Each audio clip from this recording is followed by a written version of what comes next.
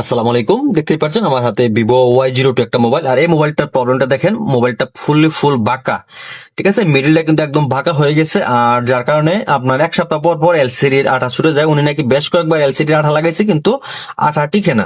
যদি আপনার মিডিলটা বাঁকা হয়, মিডিল হয়তো বাঁকা অবস্থা থাকবে, কিন্তু এলসিডি তো বাঁকা হবে না। এলসিডি আপনার বাঁকা করে যদিও ফিটিং দেন, সেই এলসিডি হয়তো 7-15 দিনের ভিতরে কিন্তু আপনার এলসিডিটা ছুটে যাবে। এটাও কিন্তু সেম অবস্থা, এটা খুলে গেছে। তো এলসিডিটা খুলে ফাঁকা হয়ে আসে, এতে কিন্তু এলসিডিতে রিস্ক হয় যে আপনার এলসিডিটা ভেঙে গেলে হয়তো 1500, 1600, 2000 টাকাও লাগতে পারে। এলসিডির উপরে ভিত্তি করে আসলে রেটটা আপনার যাবে।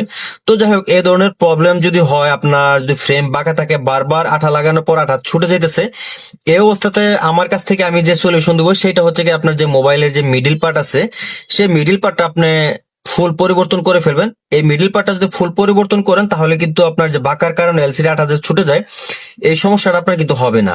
তো কাস্টমার ভাইয়ের সাথে কথা বলে উনি কিন্তু বলতেছে, ভাই তাহলে ঠিক আছে, এলসিডিটার যে আপনার ফ্রেম আছে, ফ্রেমটা আপনি পরিবর্তন করে দেন।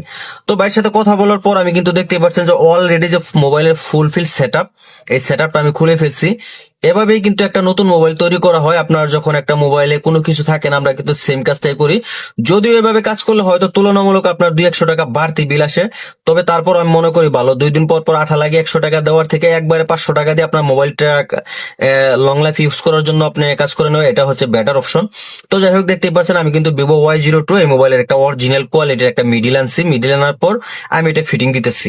তো এটা ফিটিং দেওয়ার পূর্বে একটা কথা আপনারা মাথায় রাখবেন, এই ধরনের যে আপনার মিডিল যখন আপনারা পরিবর্তন করবেন, লো কোয়ালিটির যে মিডিল গুলো, সেই মিডিল গুলোর মধ্যে অনেক সময় দেখবেন যে আপনার রিঙ্গারের যে স্পিকার গুলো বসানোর পর কিন্তু আপনার সাউন্ড কোয়ালিটি কিন্তু একদমই নষ্ট হয়ে যায়। অতএব সাবধান, 2 টাকা বাড়তি দিয়ে ভালো কোয়ালিটির মিডিল গুলো বসাবেন। সেই ক্ষেত্রে কিন্তু আপনার যে রিঙ্গারের যে সাউন্ডটা কিন্তু 100% সঠিকভাবে কাজ করবে।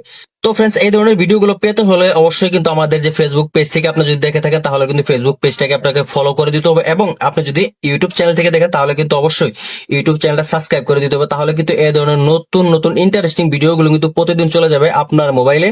তো যাই হোক, আমি আবারও ফিরে আসতেছি মোবাইলে ব্যাটারিটা লাগানোর পূর্বে অবশ্যই টু এ যে ট্যাপ গুলো আছে, এই ট্যাপ গুলো দিয়ে ব্যাটারিটা বসাই নেবেন। কারণ দেখা যায় অনেক সময় আমরা ট্যাপ কোন রকম ঘাম ছাড়াই আমরা ব্যাটারিগুলো যখন বসাই, তারপরে ফিটিং দিলে মোবাইলের ভিতরে গট গট ডাকে। বাট এই ডাকাটাকে আপনি কখনোই করবেন না যখন আপনি ভিতরে টু এর ট্যাপ দিয়ে বসাবেন। অবশ্যই চেষ্টা করবেন যে আপনার প্রত্যেকটা সেকশন একুরেট ভাবে কাজ করার জন্য, যাতে কাস্টমার ফিটিং দেওয়ার পর কখনো না বলতে পারে যে ভাই আমার মোবাইলটা আর আগের মতো চলে না, কিংবা সাউন্ড প্রবলেম আছে, কিংবা আপনার ডিসপ্লে ঠিকভাবে ফিটিং হয় না। অবশ্যই এই কাজগুলো করার সময় মাথা ঠান্ডা করে আস্তে আস্তে কাজগুলো করবেন, তাহলে দেখবেন আপনার কাজটা কিন্তু খুব সুন্দরভাবে ফিটিং হবে।